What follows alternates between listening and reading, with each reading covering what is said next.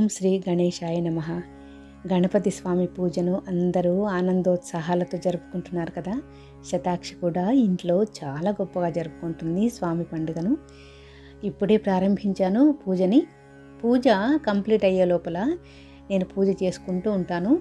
మీకు ఒక కథ చెప్తాను. గణపతి స్వామి ఆవిర్భావం గురించి అనేక కథలు ఉన్నాయి. అందులో మన పూజ కంప్లీట్ అయిపోయే లోపల ఒక కథ చెప్తాను మీకు. లాస్ట్లో ఒక మాట చెప్పాలి, కథ అయిపోయినాక చెప్తాను.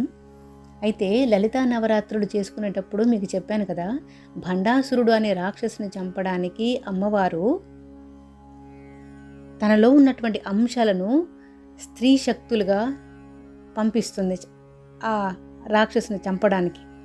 అయితే రాక్షస మాయ చేసి ఆ భండాసురుడు దేవతలందరినీ మాయ చేస్తున్నాడు. ఎందుకంటే రాక్షసుడు కదా. ఎట్లా అంటే అలసట, దిగులు, అతి నిద్ర, పిరికితనం, ఆత్మన్యూనత, అస్పష్టత, బీడియం ఎవరి విజయానికైనా అడ్డుగోడలే. అందుకే భండాసురుడు ఈ చెడు లక్షణాలన్నీ ఒక చోట పోగు చేసి ఒక విఘ్న రూపాన్ని తయారు చేశాడు. దాన్ని దేవతల మీదకి ప్రయోగించాడు.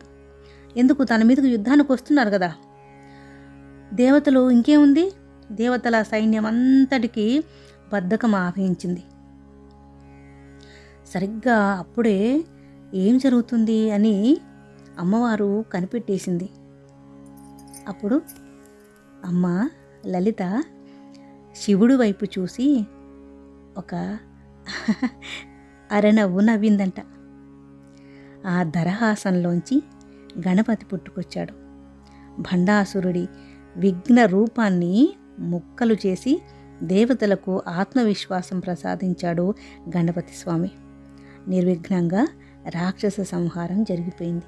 ఇది ఒక కథ. చాలా కథలు ఉన్నాయి, అద్భుతంగా ఉన్నాయి.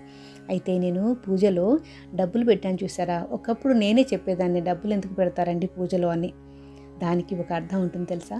డబ్బులు కానివ్వండి, పండు కానివ్వండి, ఫలం కానివ్వండి, ఆహారం కానివ్వండి, బట్టలు కానివ్వండి, ఏదైనా సరే భగవంతుడు ఇచ్చిన ఫలం కాబట్టి ఆ ఫలాన్ని స్వామి ఇదిగో నువ్వు ఇచ్చావు అని కృతజ్ఞత చాటుకోవడానికి చూపిస్తారనమాట.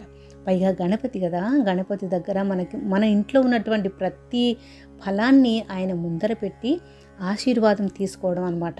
స్వామి ఉన్నదాన్ని రెట్టింపు అయ్యేలా నాకు శక్తినివ్వు అని కోరుకోవడానికి.